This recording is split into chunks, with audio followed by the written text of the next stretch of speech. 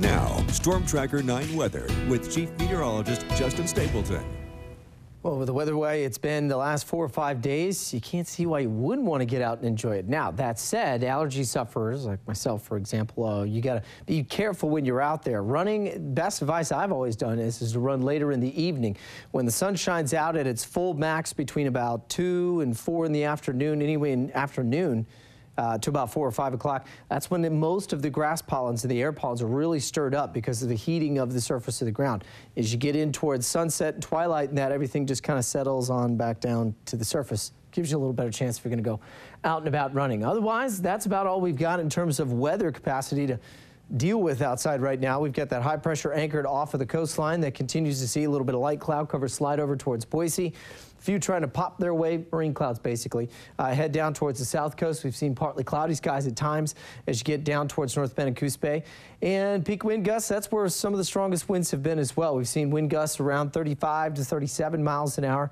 20-mile-an-hour wind gusts for us here across Eugene, Springfield area. Sustained winds now have been up around 10 to 15. So that just sort of keeps everything kind of blowing around as we've headed through not only today, but the last couple of days. That's been the case.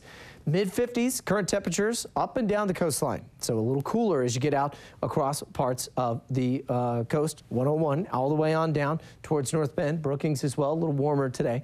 75 in Corvallis, they're at 77 in Eugene, still sitting at 80 in Roseburg, one of the warmer spots across the viewing area, and a very comfortable 73 and 71 as you get out to Bend and into Sun River. Okay, check out some of these temperatures. 87 in Medford today, so no 90s on the board. Look over towards Brookings, same thing, 87. 82 as you get to Roseburg, 82 over into Corvallis, around 77 for us here in Eugene. Beautiful for the Grand Floral Parade up in Portland today. They were in the upper 70s. And over the next 24 hours, here's what we'll watch through our stormcast. Do expect to see just a little bit of cloud cover across parts of the Umpqua. May even see some here in the Southern Valley. Otherwise, it will be gone very quickly as we head into the afternoon. You can see the clouds along the coast kind of breaking up too. And then again, just a little bit of cumulus buildup. Computers the next couple of days are going to continue to try to bring in some thunderstorm activity. There's just not enough moisture out there. I don't think we necessarily will have any, but we will get those little squat popcorn clouds moving over the Cascades. So clear tonight, temperatures in the upper 40s.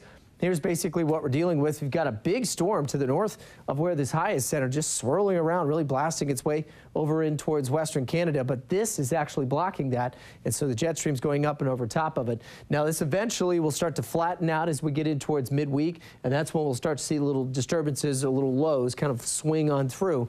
Now, I don't expect to see much trouble from them, but they will bring back more cloud cover in the mornings, and I do expect them to eventually try to bring back a slight chance for some showers as we head in towards next Friday. So the Umpqua tomorrow, still there's more of the same. Temperatures will be in the low 80s. We'll go mid to low 60s as you get into the Cascades, upper 70s in both McKenzie Bridge and Oak Ridge. Same thing out in Central Oregon, sunny, breezy, warm forecast. And here in the valley, we'll do the same thing. We'll be looking at a warm afternoon.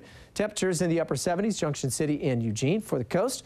See the cloud cover get a little thicker as we get to Thursday, and then Friday is probably the day if we do get any showers, and they'll be light.